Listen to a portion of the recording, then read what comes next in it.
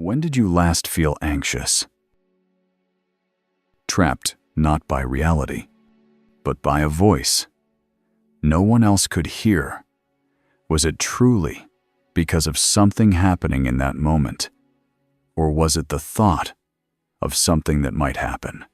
Maybe your mind was spinning with imagined failure, replaying a past mistake, or whispering quiet doubts you couldn't silence. That inner voice, the one narrating your life, judging your actions, predicting disaster, and telling you you're not good enough. What if that voice is not actually you? Consider this. You're waiting for someone to reply. Minute passe. Suddenly, the voice chimes in. They're ignoring you. You messed up. You always do. But none of that has happened. It's just noise. It's not truth. Just static, wearing a mask. And for years, you've been mistaking that static for your own voice. If you've ever questioned the thoughts that control your life, then you understand why this channel exists. Subscribe now, because what you're about to learn will fundamentally shift how you see your own mind.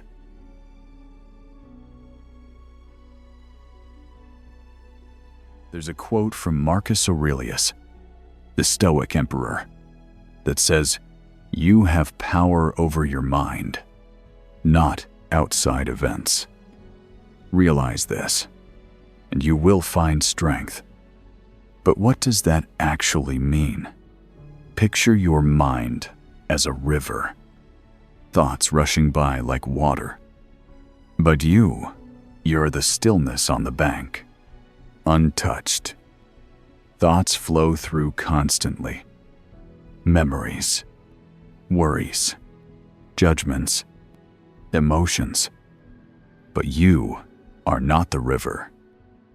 You are standing on the bank, watching the water move. This changes everything. Most people spend their entire lives inside the current.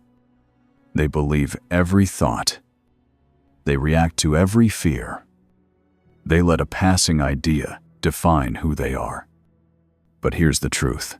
You are not your thoughts. You are the one who observes them.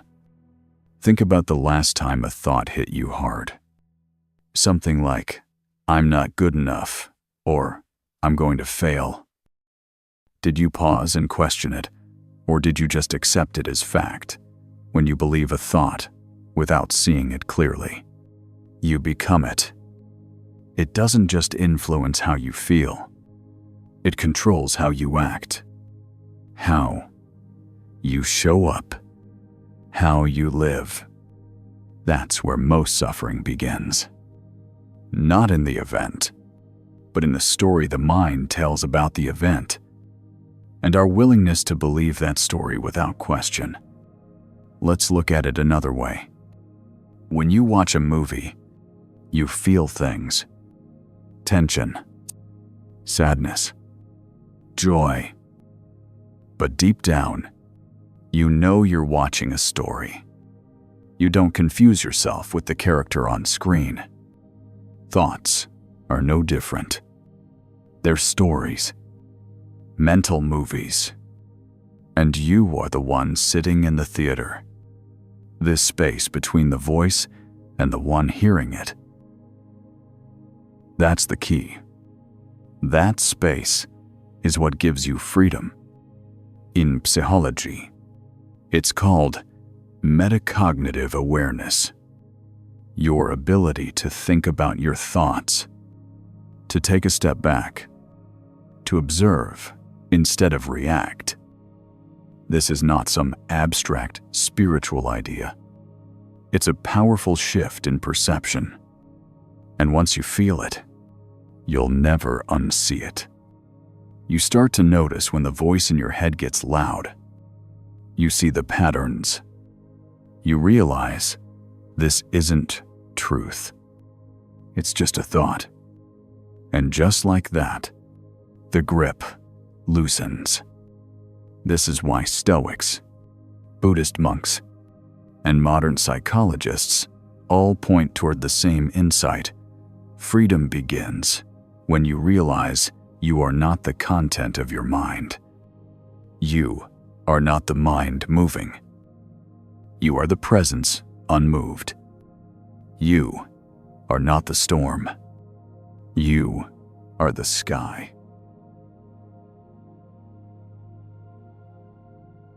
To understand the voice in your head, you have to know where it came from.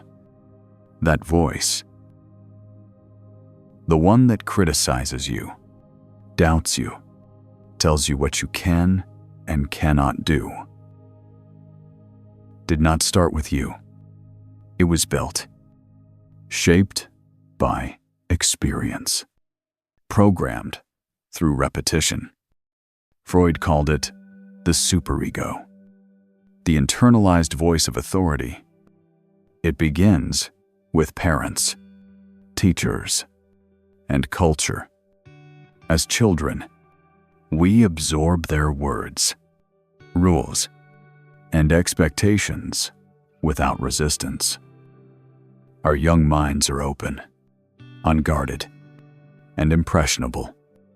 So when a child hears, "Be quiet," "Be careful," or "You're not good enough," those messages don't just vanish. They take root. They become background code, looping silently for decades. Carl Jung expanded this understanding. He described the persona, the social mask we wear to fit in, and the shadow, the parts of ourselves we hide or suppress. The inner voice often protects the persona by keeping the shadow buried. It tells you who to be, what's acceptable, and what to avoid. But here's the nuance. The inner voice doesn't always sound harsh. Sometimes it sounds helpful, reasonable, even protective. But underneath, it's still fear-driven. Its real purpose is control, to keep you from danger, rejection, shame, even if that means keeping you small. Psychology doesn't lie. Fear isn't always loud. Sometimes it sounds like reason. Most limiting beliefs don't come from one traumatic event, but from countless micro moments, repeated messages that condition the nervous system to expect threat, rejection, or disapproval. Over time, your brain builds a model of reality around those repetitions, and that model becomes the voice. Think of it like artificial intelligence. Feed an AI enough data, and it starts predicting outcomes, not always accurately, but consistently. Your inner voice works the same way. It pulls from past experience, it scans for patterns, and it speaks from what it has learned to fear. But just because the voice speaks does not mean it speaks the truth. Most of the time, it's just old data on loop. A reflex, not a reflection. The patterns we're uncovering run deeper than most people realize. If this resonates with the control you want over your own mind, subscribe and turn on notifications. The insights that follow will show you exactly how to break free from mental programming.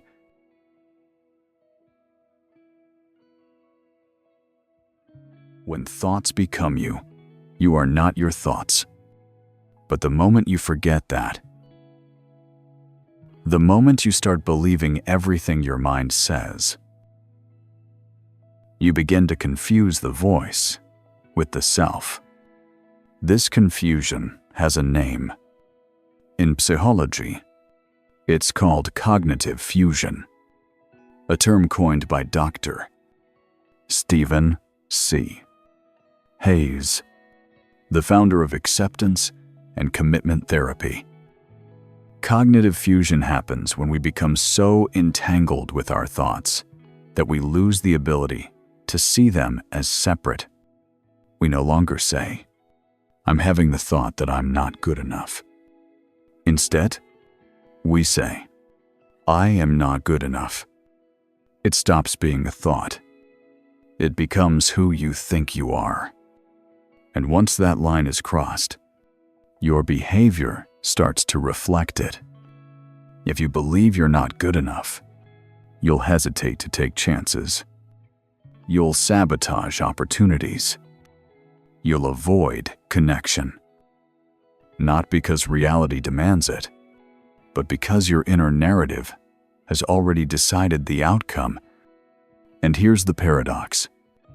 You can be outwardly successful, respected, accomplished, admired, and still be haunted by a voice that says, "You're not really worthy. You just got lucky." One day they'll find out. This is the illusion of identity, not built from who you are, but from what you've learned to think about yourself. It's like living inside a script, a storyline written long ago, repeating itself in different scenes, with different characters, but always the same emotional ending. Maybe your script was written in childhood. Maybe it came from years of criticism, rejection, or unrealistic expectations. Maybe it was shaped by culture, what you were told success, love, or worth should look like.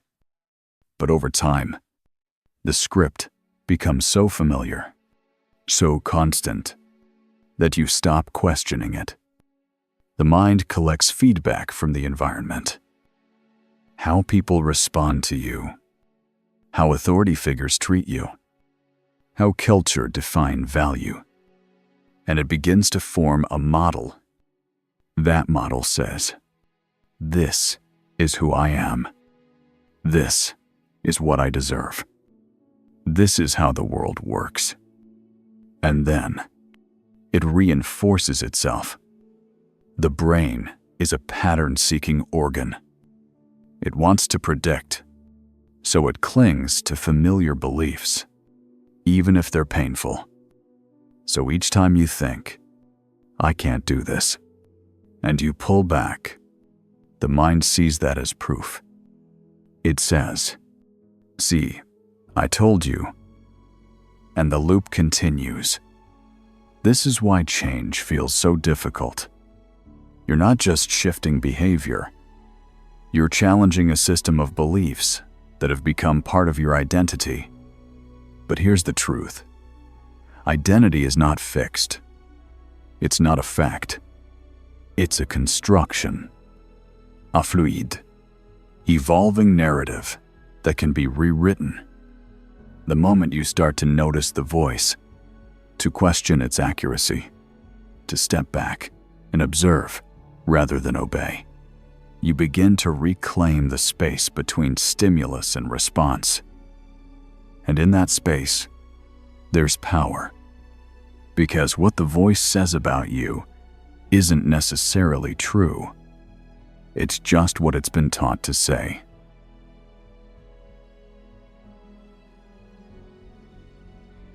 Voice imagine being trapped in a burning house, only to realize the fire is just a projection on the wall. This is the difference between being lost in your thoughts and observing them with clarity. One of the most powerful realizations you can have is this: you are not the storm. You are the sky it moves through. Eckhart Tolle, the author of The Power of Now, puts it this way: you are the space in which thoughts appear, not the thoughts themselves. Meditation is often misunderstood as the practice of silencing the mind. But that's not the goal. The real purpose of meditation is learning to see, to sit, breathe, and watch your thoughts rise and fall without chasing them, without fighting them, without believing them. That act of observation creates distance. And in that distance, awareness returns. You don't need silence to find space. You just need distance. The first tool is called labeling. Instead of saying, "I'm a failure," say, "My mind is having the thought that I'm a failure." That slight shift moves you from identity to observation. It reminds you that thoughts are mental events, not truths. Another powerful technique is emotional tracking. Every thought comes with a felt experience in the body.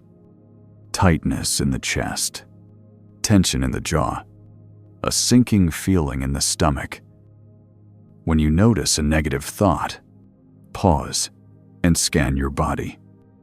Where is that emotion showing up? By tuning into the somatic cues, you bring yourself back to the present moment. You interrupt the loop of unconscious reaction. And then there's the pause, the practice of not responding immediately. When a strong thought arises, instead of reacting, ask yourself, is this thought 100% true? Is it helpful? Would I teach it to someone I love? You might be surprised how many thoughts fall apart under that level of inquiry. Have you ever watched an ad on television that tried to convince you that you need something better skin? A better car? A better life? You don't automatically believe it because you know it's marketing. Your inner voice can be the same way. It repeats messages that were conditioned into you based on fears, comparisons, and expectations. But just because it's familiar doesn't mean it's real. The key is to watch it like you'd watch that commercial, with distance, with curiosity, without attachment. These tools: labeling, somatic awareness, pausing. They're not about getting rid of the voice. They're about shifting your position in relation to it. Because when you're fused with thought, you feel powerless. But when you observe thought, you return to choice. The more often you practice this, the more you start to notice a subtle change. The voice gets quieter. The body feels lighter. The space between stimulus and reaction expands. You realize that not every thought needs a response. Not every voice deserves your attention. And then, something else begins to emerge. Something deeper. Something still. Because when you stop chasing the voice, when you stop fighting it or following it, you begin to hear what was always there underneath. Silence. Presence. Truth.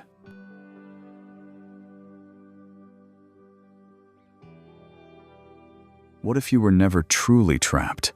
What if the walls around you were made not of reality, but of thought, of stories you've been told and repeated to yourself? The truth is, you are not broken. You are not stuck. You are not the voice in your head. You are the awareness that has been watching it all along. Rumi once wrote, "You were born with wings. Why prefer to crawl through life? That voice of self-doubt, of fear, of hesitation. It was never your essence. It was a script, And like all scripts, it can be rewritten or simply left behind. I once worked with someone who had struggled with anxiety for over a decade. He wasn't weak, and he wasn't unaware. He had tried every tool, every technique. But one day, something shifted. Not because the voice disappeared, but because he stopped believing it. He heard the thought, "You can't handle this." And for the first time, it didn't react. It didn't push back. He just said quietly, "That's just the mind speaking." And just like that, the story lost its power. It wasn't some grand awakening. It was a moment of disidentification. The realization that the voice was just noise, and freedom came, not from silencing it, but from no longer obeying it. This echoes the wisdom of Advaita Vedanta, an ancient spiritual tradition that teaches you are not the mind, you are the self, pure, aware, unchanging. In Sanskrit, they call it Atman, not your thoughts, not your personality, not even your emotions, but the witnessing presence beneath all of it. Imagine for a moment you've been playing a role on stage your entire life. Maybe the role was the overachiever. Maybe it was the people pleaser. Maybe it was the one who never felt enough. Then you step out of character and you realize none of it was you. You were just playing a part. You've spent years rehearsing a role. But what if the script was written by fear and you never auditioned? Krishnamurti once said, "The highest form of human intelligence is the ability to observe without judgment." That is the gateway, not control, not perfection, but observation, with presence and with peace. You do not need to fix the voice. You only need to stop identifying with it. Because the moment you stop believing in the story, you stop feeding it.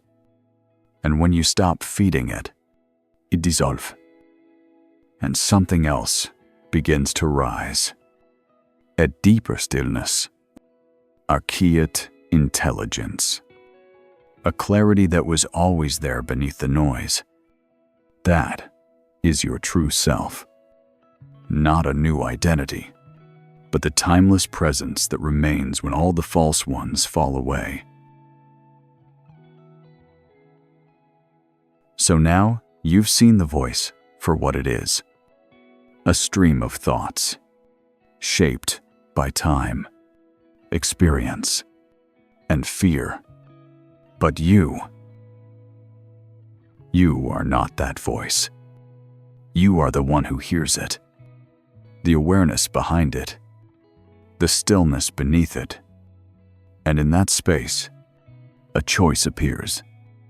You can continue listening to the old voice, the one that questions, doubts, and limits. Or you can turn towards something quieter, something deeper, something that was never conditioned. The path forward isn't about becoming someone else. It's about remembering who you were before the noise. This understanding changes everything about how you relate to your own mind. If you're ready to explore more techniques for psychological mastery and mental freedom, subscribe to this channel. Each video builds on this foundation, showing you exactly how to reclaim control over your inner world. Let go of the need to answer with words. Let go of the urge to define. Just pause and listen to what remains when the mind goes quiet. That silence, that presence, is who you truly are. And it's been here the entire time, waiting for you to remember. You were never lost, because silence was never absence. It was always home.